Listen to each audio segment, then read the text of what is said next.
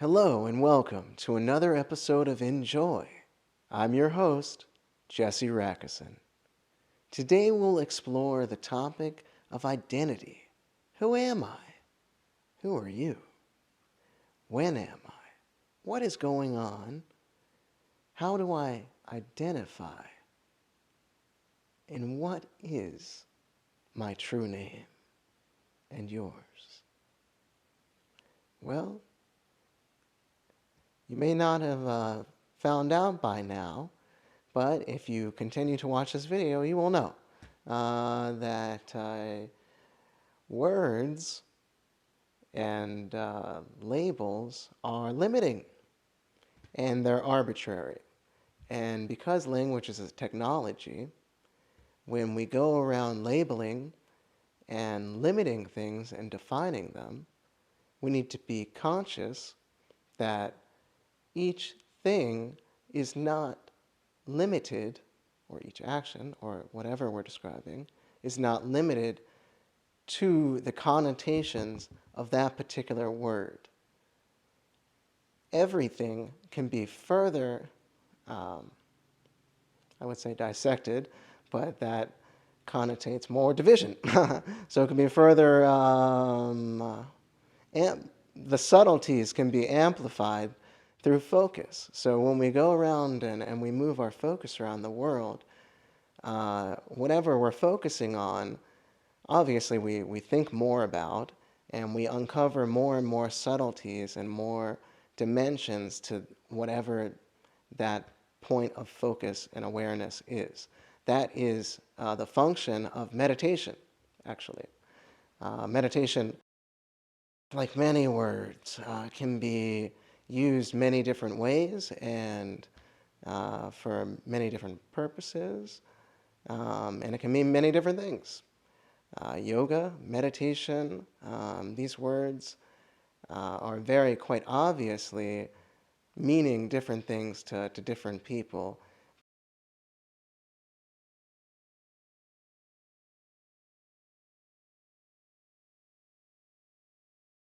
If you've lived in a cave your entire life, you're going to have a difficult time understanding someone describe a sunset.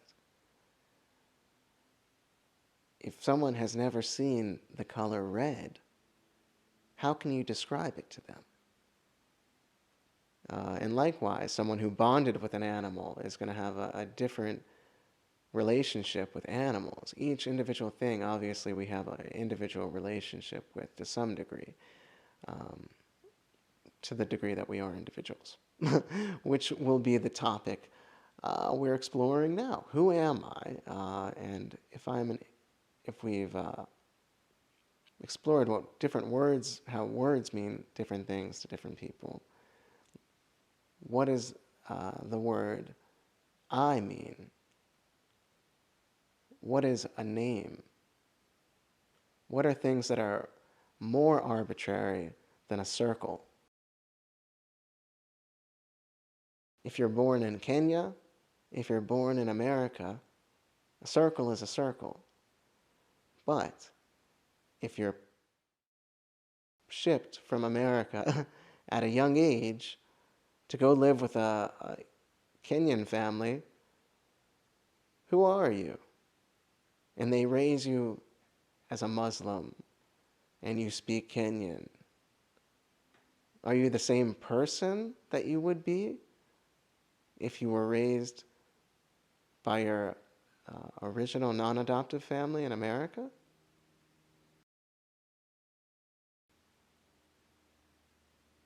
So who are you? If all those things are just arbitrary, if you could just be named differently, your parents just decided to go with something different. You know, you were named Bumblebee, but your parents almost went with Sarah. So if your name is completely arbitrary, what other aspects of your identity also might be? And what aspects of your identity are more unchangeable?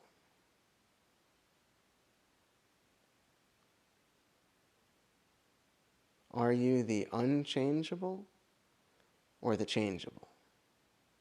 Or both? Well, how we identify is a choice. And when we limit our identity by saying our name, again, like all words, we should be aware of the limiting function of language. You're not really your name, and that's why many people try to empower themselves or redirect their being, their reflection here, by renaming themselves. And so you're not really limited to whatever name you were given. And you're also not limited to any concept, any particular map of the world or of yourself that you may have used. So if our name is arbitrary and the information we were indoctrinated with is also arbitrary, who are we? What's unchangeable? What's more essential than a name, than different limitations and different divisions and ways that we parse this world?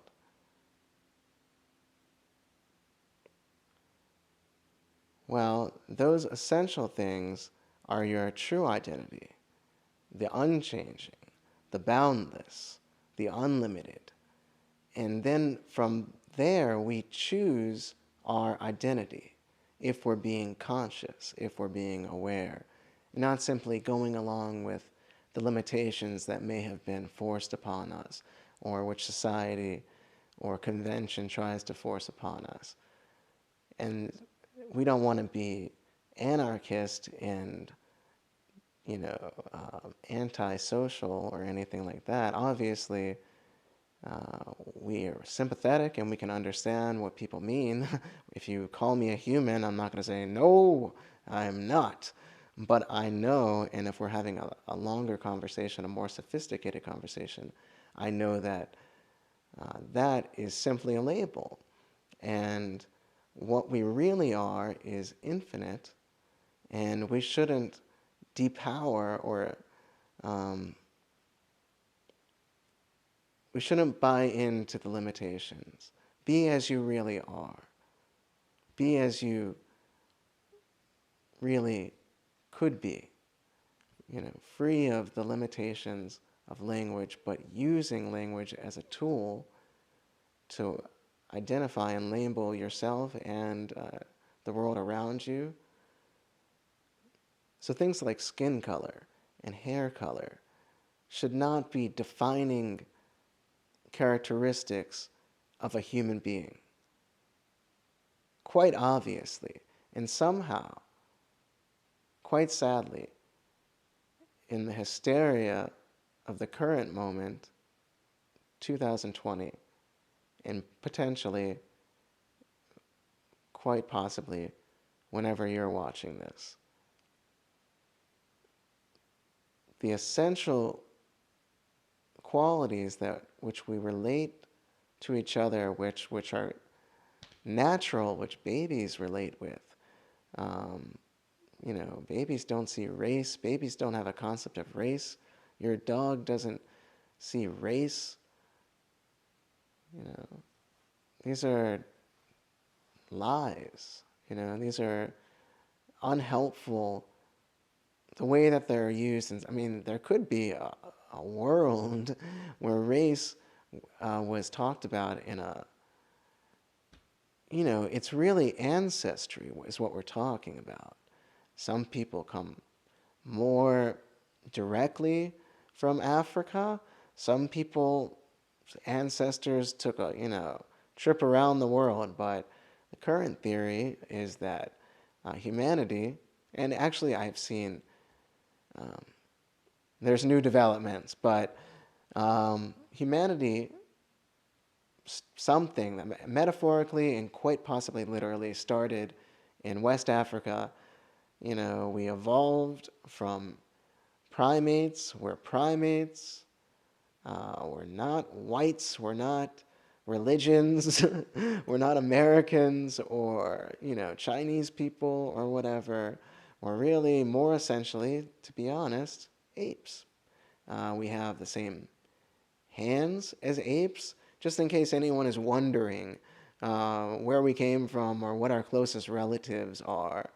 Look at a dog's paw, look at a cat's paw, look at a dolphin, look at a jellyfish, look at your hand, and look at their hands, and see if there's any similarities. Anything similar, seem like you're related.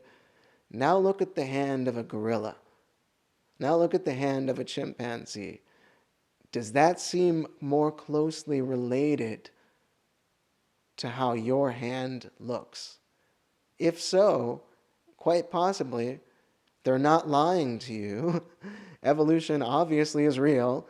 And yeah, you're related. And why are there still monkeys on the earth? Because they all didn't die. Because they didn't die, but actually there's been so much time. There have been many in-between species and many cousins of monkeys and humans which did populate this planet, lots of them, some quite intelligent, almost of human intelligence, or maybe smarter. The Denisovans or the Neanderthals, we denigrate their intelligence, but even Coco could, understand sign language, and the bonobo monkey is communicating with electronic screens, expressing, complex thoughts and emotions. Coco is a beautiful animal. I loved Coco. What a gift to humanity. And so we're most, closely related to apes, primates, but obviously it didn't start there. The world, was not birthed by a gorilla in most mythologies that I'm aware of. There could be one mythology where they believe that. Probably a culture where they encounter gorillas in Africa or something like that.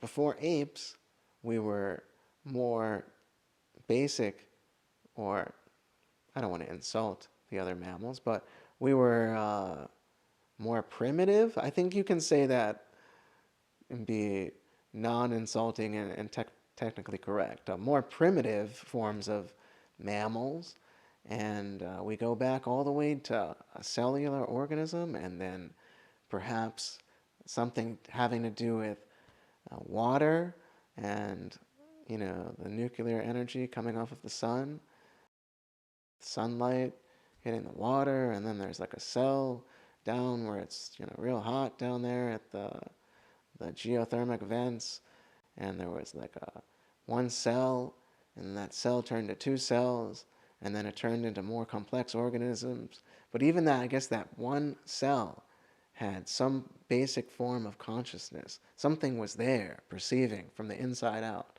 And then there were two of those cells, and then multicellular organisms, and then you get fish, and then fish grew, legs as they started surfacing and skipping in mud and on the shores of the beach, but particularly I believe mud skippers and things like that started growing arms, and then they started breathing air, not just from gills and things like that, but from the air, and then they started evolving into reptiliar type creatures and crocodiles, and then also I want to say avalancular because I don't know how to pronounce things, but birds, the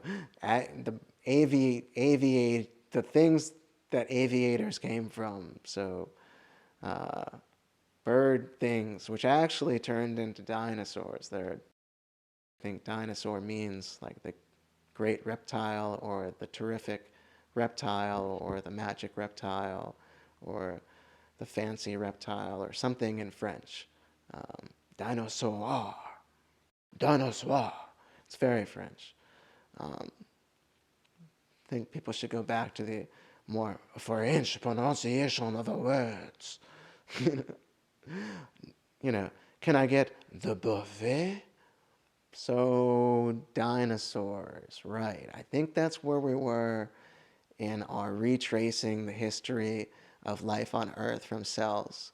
So then we get to dinosaurs. And then at the same time they're dinosaurs, there's these cute little furry mammals. Just the size of, not very big at first, a shrew, a rat, really. you know, Running around, scurrying around. And then there's different theories, of course. Maybe the dinosaurs decided to get in a giant spaceship that landed on Earth and decided to leave, and were awaiting their return, like Jesus. But the more scientifically, accurate theory is something like a comet hit, a giant dust storm happened. So let's hope that doesn't happen again. Coronavirus and Trump is enough, natural disasters for one time, I think. But a comet hit, giant dust storm, the vegetation changed. Apparently, this dust storm lasted for like years, right? And I don't think this is like mythological, like long time. I think this is like actually it lasted like a long time. There was so much dust or something. This is at least what they say. I don't know if this is true. Um, Maybe the spaceship theory is equally as plausible. But they say there was a lot of dust and then, nothing for the dinosaurs to eat anymore, which makes sense because they would have had to eat a lot. Dust storm or alien, vacation. Either way, not everything perished. So you've got your little shrew thing still there, our great, great, great, great, great grandmother and grandfather shrew, early mammal creature, uh, continue to procreate, and the spawn, of those different procreations, um, eventually spawned primates, and then it spawned humans.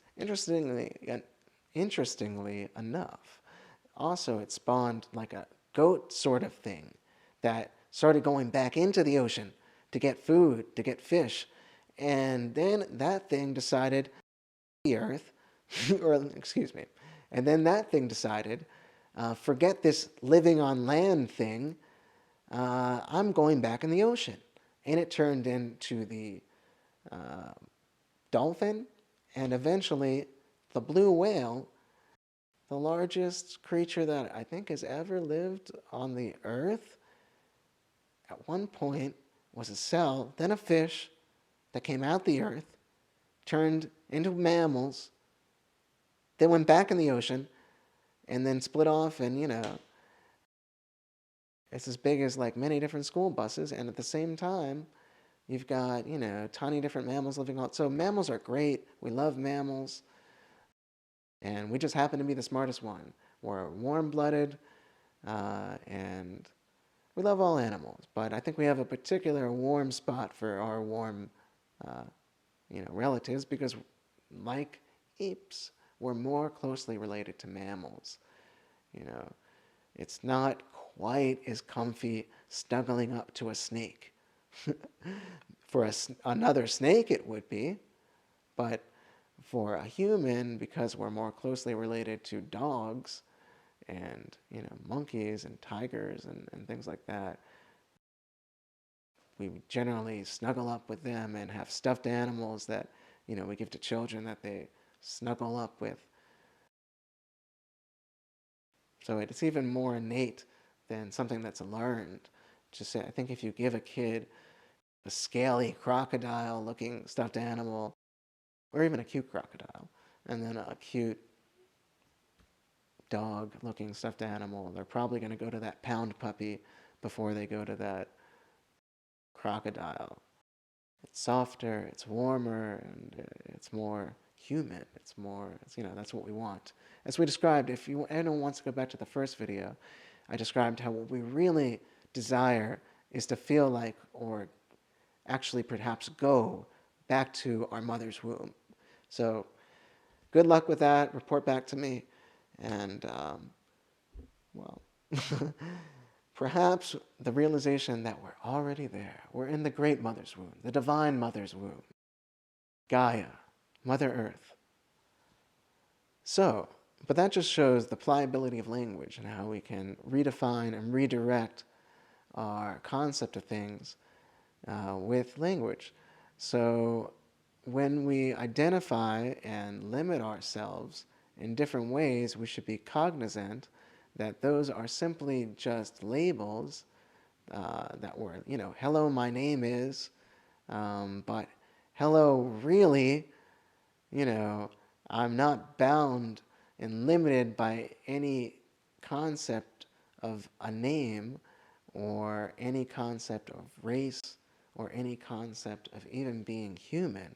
We can use these different things to understand, these different labels to understand, but we don't need to be limiting ourselves and distorting. When we limit, the problem with limitation is it's actually a distortion, where we can't even begin to start to get to a more harmonious, blissful truth if we live in distortion instead of, the clear perception of reality,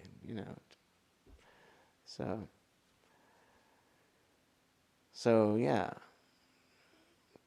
don't go around explaining to people every time they ask what your name is, that you have to, go with the flow a little bit for peace, but we can also redirect the flow by